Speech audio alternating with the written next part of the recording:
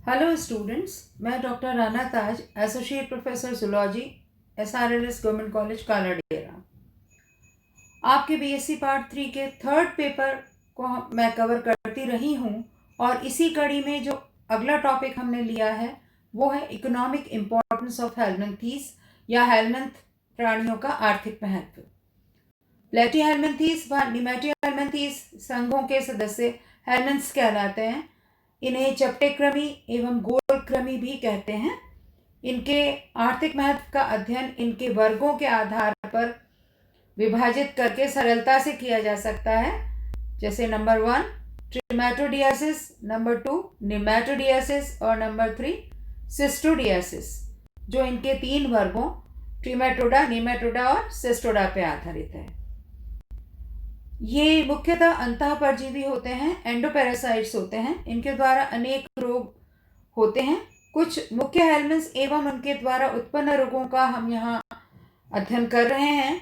सबसे पहला एनिमल जो हम ले रहे हैं वो है पॉलीस्टोमा। ये भेड़ों, मेंढकों और कछुओं के मूत्राशय में परजीवी के रूप में वास करता है और इन्फेक्शन फैलाता है। नेक्स्ट है फेसियोला। ये भेड़ के लिवर यकृत में एंडोपैरासाइट है, अंतःपरजीवी है और जीवन चक्र स्नेल व भेड़ में पूरा करता है। ये यकृत विगलन रोग उत्पन्न करता है। भेड़ों में इन्फेक्शन से एनीमिया व रक्ताघात होता है एवं इनकी मृत्यु हो जाती है। नेक्स्ट है शिस्टोसोमा। ये मनुष्य एवं अन्य जंतुओं का ब्लड फ्लूक है। पैरागोनिमस। ये मांसाहारी मैमल्स जैसे मनुष्य, शेर, चीता, कुत्ता, बिल्ली आदि के लंग्स में, फेफड़ों में अंतःपरजीवी के रूप में मिलता है तथा चीन, जापान, भारत, अफ्रीका आदि देशों में पाया जाता है। इसके सेकेंडरी होस्ट क्रैब या फिश होते हैं।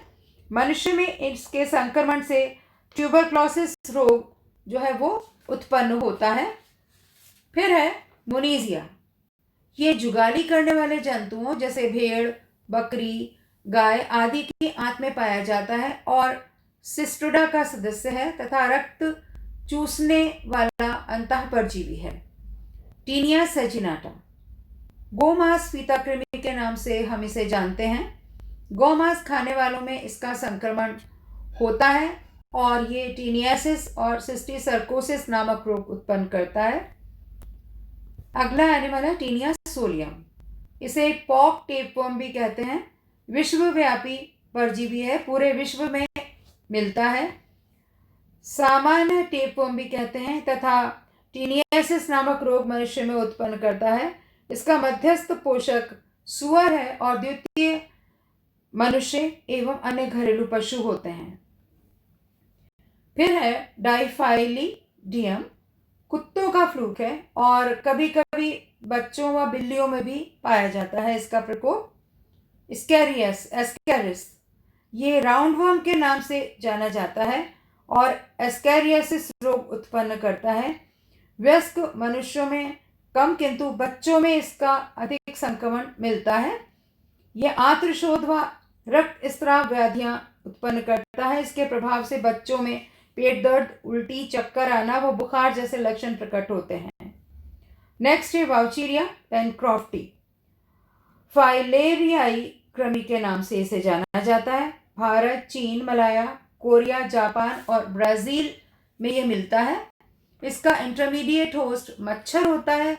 ये मानव रक्त व लिम्फ वेसल्स का एंडोपैरासाइट या अंतःपरजीवी है। इससे हाथी पांव या एलिफेंटाइसिस या फिलेरियासिस नामक रोग उत्पन्न होता है। फिर है ट्राइक्यूरिस ट्राइक्यूरा।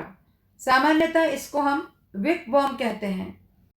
इसको विपवर्म इसलिए कहते हैं क्योंकि इसके देह का अग्रभाग विप या चाबुक के समान होता है। ये मनुष्य और खासतौर से बच्चों की आंत में पाया जाता है और इसके कारण अतिसार और रक्तहीनता जैसे रोग उत्पन्न होते हैं। फिर है ट्राइकेनेला स्पाइरालिस। यह जीव मानव के अलावा कुत्ते, बिल्ली, चूहे, सुअर में पाया जाता है और अंतःपरजीवी है। इसका मध्यस्थ पोषक सुअर है।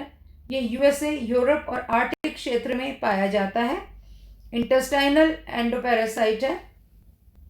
संक्रमित मांस खाने से आदमी में इसका संक्रमण होता है। इसका संक्रमण संक्रमित मांस द्वारा ही होता है। फिर है रैबिडिटिस। ये परजीवी मानव के मल व महिलाओं की योनि में रहता है और संक्रमण फैलाता है। नेक्स्ट एनिमल है ड्रैकनक्यूलस मेडिनेंसिस। इसको हम काफ़ी जानते हैं, इसके बारे में सुनते रहते हैं।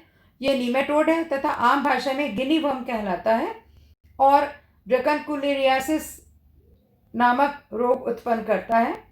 यह रोग मादा जंतु द्वारा होता है जो लगभग 80 सेंटीमीटर तक लंबी होती है।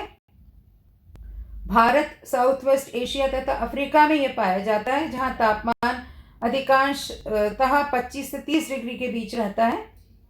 ये मनुष्य, कुत्ते, भालू, लोमड़ी आदि में पाया जाता है। इसका परपोषी साइक्लॉप्स है। वयस्क प्राणी भुजाओं, पैरों व कंधों के सबडर्मल टिश्यूज में रहता है तथा त्वचा पर फोड़े उत्पन्न करता है तथा जल के संपर्क में आने पे उत्पन्न फोड़े फूट जाते हैं और ये बाहर निकल जाता है। इसके प्रभाव से मितली, जलन व अस्थमा रोग हो जाते हैं। फिर है लोआ लोआ। ये आई वर्म के नाम से भी जाना जाता है। ये पहले सबडर्मल टिश्यूज में रहता है जहाँ से नेत्र में प्रवेश करता है और इसके लार्वा रक्त में घूमते रहते हैं। ये मस्तिष्क में यदि प्रवेश कर जाता है तो अत्यंत घातक होता है।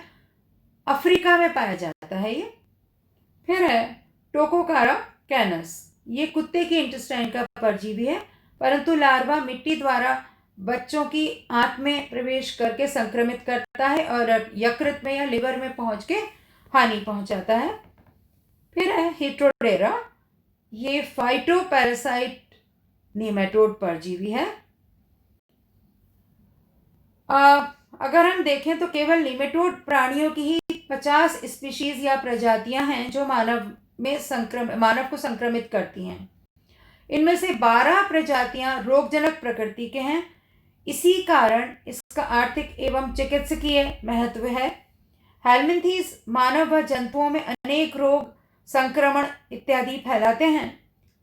राउंड वर्म्स की एक प्रजाति इंसेक्ट पेस्ट्स पर आक्रमण कर हानि पहुंचाती है। ये कीटों की देह में जीवाणुओं का संक्रमण करके इनकी मृत्यु का कारण बनते हैं। ये लाभकारी निमेटोड की श्रेणी में आता है। इसी प्रकार प्लेनेरिया को प्रयोगशालाओं में रीजनरेशन या पुनरुद्भवन के अध्ययन के लिए प्रयोग में लाते हैं। वैसे सभी हेलमिंथ्स का इवोल्यूशनरी या उद्विकासीय महत्व है। थैंक यू, धन्यवाद।